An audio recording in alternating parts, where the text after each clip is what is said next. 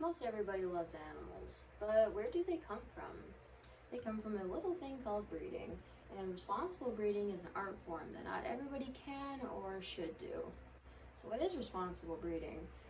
As stated by Flam of the AKC, who is a very wonderful writer for them, reputable breeders have one goal in mind: to produce healthy and physically and behaviorally stable dogs that meet the standard. The standard being a set of quality rules laid out by the AKC, or the American Kennel Club, a registry for purebred dogs. WAG says some of the same thing, that reputable breeding is a lifestyle of commitment to producing these healthy, well-bred dogs. And these people are called hobbyists. They breed to that standard laid out by the AKC. They better the breed by doing so. They do a lot of health screening on the sire, the male, and the dam, the female.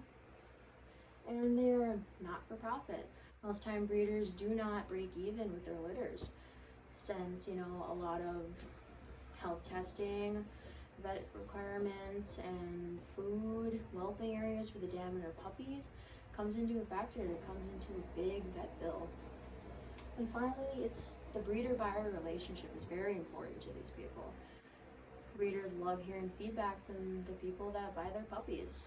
It's a very important part of how they build their programs. What is that health testing and certification that I talked about anyway? So before a sire and dam meet, they have to go through health screenings, as laid out by, once again, WAG. The first one we have is OFA, the Orthopedic Foundation for Animals. They test for hip and elbow dysplasia, which is how that joint sits in the joint socket, checking for any deformities that might cause pain later in life. They have a 4-point scale from poor to excellent, and most responsible breeders, their dogs in their program are in the good or excellent range. Now, hip quality and laxivity is measured by PennHIP, or the Pennsylvania Hip Improvement Program. It really assists in predicting degenerative joint disease. As you can see, hip health is very important to breeders. And finally, we have CERF, the Canine Eye Registry Foundation. It registers dogs that do not hold any hereditary eye diseases. And this registration only lasts for a year, so breeders really have to stay on top of that. But are reputable breeders the cause of the pet overpopulation pandemic? The answer is no. Kennels or reputable breeders really do everything they can to send animals to safe and happy homes. First is what they do is they don't breed year-round. They breed once, maybe twice every 1 or 2 years. And they have things called wait lists, which is a list of people interested in their puppies that they pick and choose from. They will also take back animals for any reason at any age if that puppy doesn't work out, so they do not end up in shelters and instead are rehomed to homes that can keep them. Next is spay and neuter contracts. These are a legal contract that owners will sign before purchasing their puppy that states that they have to spay and neuter that puppy at the appropriate age. This promotes the informed owners or a vetted home.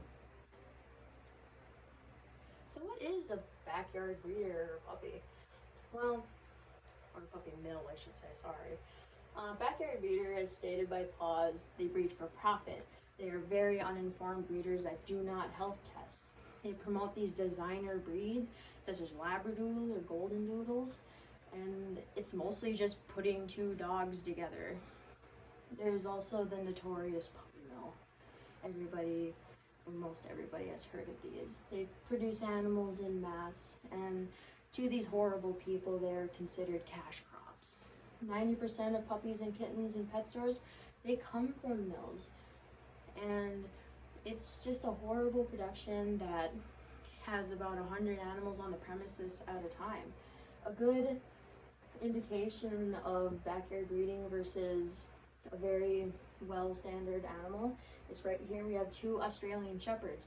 One is bred to standard, a very beautiful show quality dog. Well, we have this kind of gremlin looking creature over here. Well, they're both Australian Shepherds. Obviously, they're not both to standard and of quality. Everybody has heard the mantra, adopt, don't shop. Well, PETA really takes this to another level by taking a stance on it. This argues that animals, as long as they're overpopulated, there's no such thing as responsible breeding. And buying from a breeder takes the spot from a potentially adopted animal. And every animal bought is an animal killed. That breeding to them also encourages hypertypes, such as this is called another designer breed called the microbully. You see his ears are cropped, his nares or his nostrils are very tight, and he has these bowed, kind of painful looking legs. But in comparison, this is a responsibly bred bulldog. You see he has very nice conformation in the front, his nares are nice and wide open, and he has very nice low set droopy ears. They also think that mutts are healthier than purebreds, which is a myth that has been debunked. So all these issues stem from backyard breeders and puppy mills. And adopting animals is amazing, but there's no shame in buying from a reputable breeder.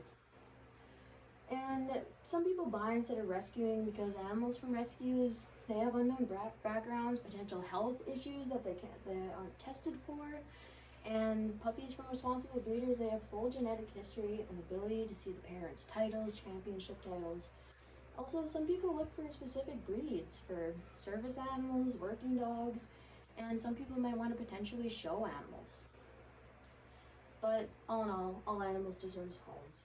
As stated by the ASPCA, 6.3 million animals enter shelters, but you will never see a well-bred animal in there. So be responsible, research, look for health testing, and accept that you'll not get an animal right away if you're looking with a breeder. Adopting is honorable, but so is buying reputably. Thank you.